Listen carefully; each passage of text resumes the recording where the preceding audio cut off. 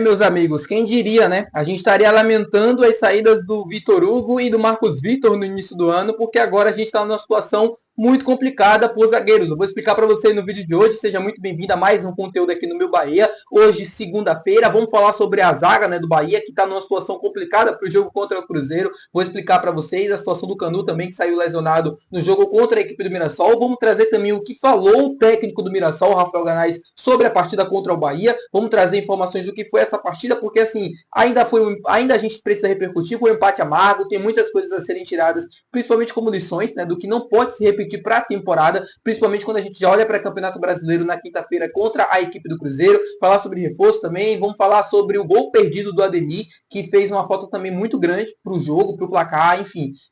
Eu queria trazer uma análise, uma reflexão, né, desse lance, dessa situação, de uma visão diferente. Eu queria compartilhar isso com vocês, até ver se também vocês concordam com o que eu penso. Já conto muito com o teu like no início desse vídeo para você poder ajudar o canal. Já conto muito com a tua inscrição para que a gente possa atingir a marca de 20 mil inscritos. Meu nome é José Victor, para quem ainda não me conhece.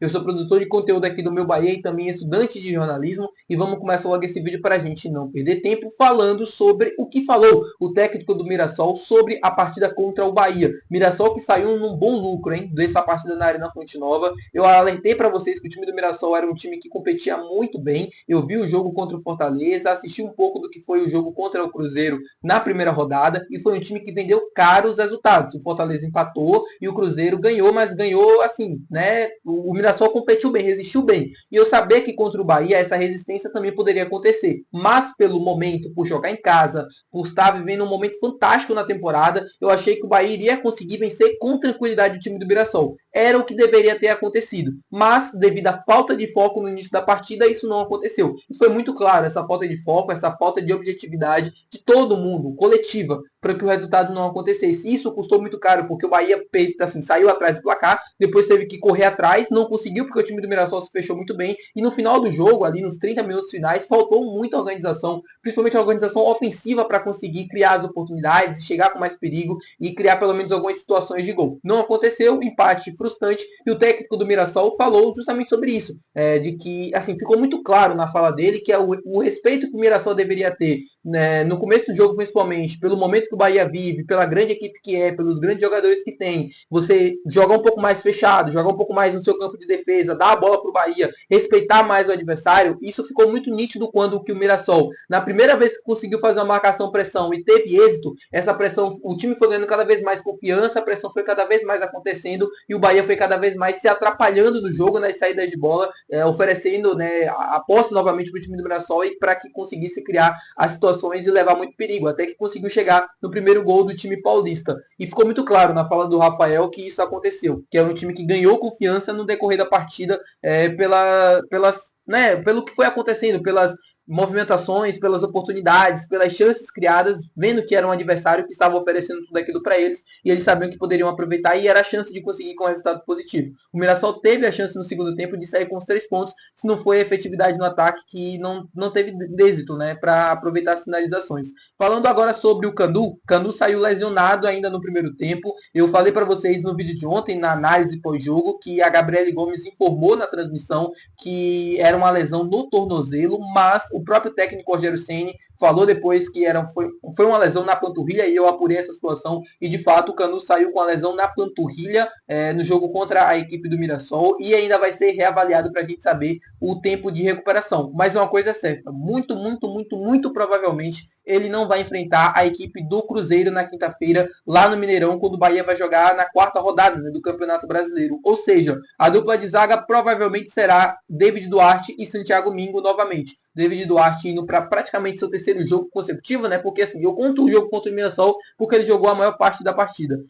E aí vai jogar contra o Cruzeiro novamente ao lado do Santiago Mingo. E no banco de reservas, a gente não vai ter nenhum zagueiro de origem do time principal. Aí o técnico Rogério Ceni vai ter que recorrer às divisões de base, eu já vou explicar para vocês. O Rezende, que nessa temporada ele é volante, mas que nessa temporada tá jogando de zagueiro. É a única opção que a gente vai ter para o banco de reservas para jogar. O Rezende é aquele típico jogador que assim, ele ajudou muito, foi muito importante em muitos momentos, mas o nível técnico da equipe cresceu. E o nível técnico dele bateu no teto. Ele não consegue mais ser além disso, sabe? É um cara muito esforçado, é um cara muito assim, profissional, trabalhador, para grupo, mas é um cara que você não pode contar a longo prazo, principalmente pelo lado técnico, porque você não vai ter esse retorno em alto nível, como você tem, por exemplo, com o Thiago Mingo, como você tem com o Canu, com o Gabriel Xavier. O Canu, para mim, melhorou bastante, faz uma falta gigantesca quando ele não está em campo, principalmente pelo lado da liderança. É um cara que se comunica bastante, que fala bastante, que tem aquele, dentro do jogo mesmo, o comportamento mesmo de liderança, de capitão e tal. Isso faz a diferença. O David Duarte não me parece ter muito bem esse perfil, muito menos o Rezende, que é um cara um pouco mais tímido, principalmente dentro do campo. Então, assim, vai ser difícil. O Bahia vai ter que recorrer a divisões de base, o Fred, vai ter que recorrer ao Cauã Davi, ambos jogadores que têm idade de sub-20, se eu não estou enganado, o Fred, né? O Cauã Davi já estourou. São jogadores que jogaram o Campeonato Baiano, que o Rogério conhece, e que ele pode dar alguma oportunidade, caso aconteça alguma eventualidade. Acho difícil começar jogando, por exemplo, ou até coisa do tipo. Acho que são jogadores para serem relacionados, para levar para Minas Gerais, para poder ver como é que vai ser. Vai ter um tempinho de treino, né? O Bahia folgou hoje na segunda, aí tem treino amanhã, terça-feira, provavelmente um treino quarta, e aí depois viaja para Minas Gerais para poder já chegar na cidade e tal. E aí deve fazer, não sei se deve fazer alguma atividade pela manhã, só que o jogo é só 9h30, então provavelmente o Bahia deve fazer alguma atividade de manhã na quinta-feira, só para ativar mesmo, e aí o Rogério vai poder ter uma avaliação desses garotos, se vai levar, ou se vai relacionar, o que é que ele vai fazer. Mas é um problema. E a falta do Vitor Hugo e do Marcos Vitor tá fazendo falta. Eu falei para vocês, o Bahia estava no mercado, buscando um zagueiro, não conseguiu encontrar opção, e eu falei que isso ia fazer falta. E tá fazendo. Eu sei que não é legal, eu sei que você não conta com a lesão de 2 zagueiros considerados titulares, mas pode acontecer. É uma eventualidade, como aconteceu. E agora essa falta de reforço na posição está fazendo falta. Era uma coisa que deveria ter acontecido na primeira janela, não aconteceu. Eu entendo que as opções são mais escassas nessa janela nacional, que inclusive fechou, mas é isso. Não tem muito o que fazer. Agora é contar com os meninos da base, né? Porque zagueiro provavelmente não vai chegar. Assim, não tem mais possibilidade de chegar, e aí na segunda janela que é quando tem uma janela com mais opções e tal, no meio do ano, se ainda entender que é uma necessidade, provavelmente o Bahia deve fazer alguma procura para tentar recompor essa situação. Falar agora sobre o gol perdido do Ademir, eu sei que muita gente vai falar, pô, tá escolhendo o Ademir, um dos jogadores da temporada, eu não tô querendo pregar o Ademir na cruz não, a gente tá em Semana Santa, não quero pregar ele na cruz não, eu quero somente fazer uma reflexão do que foi aquilo, porque assim, os atacantes do Bahia, a gente fala sempre, a gente sempre pega na tecla, né? O Bahia tem um ataque arame liso, no passado era assim. Esse ano o Bahia não sabe aproveitar as finalizações, mas o Bahia é o time da Série A com mais gols marcados no futebol brasileiro. É um time que tem efetividade no último terço do campo, até aqui na temporada. Contra os times de Série A, bom, isso mudou um pouco. O Bahia enfrenta adversários com mais qualidade, maior superioridade, e isso vai mudando, o Bahia não vai conseguindo ter tanta assertividade assim. O que o Ademir tentou fazer mostra o quanto ele é um jogador, às vezes, precipitado na tomada de decisão. Ele poderia driblar o goleiro, ele poderia equilibrar o corpo para finalizar pelo menos em direção ao gol, porque a cavadinha dele,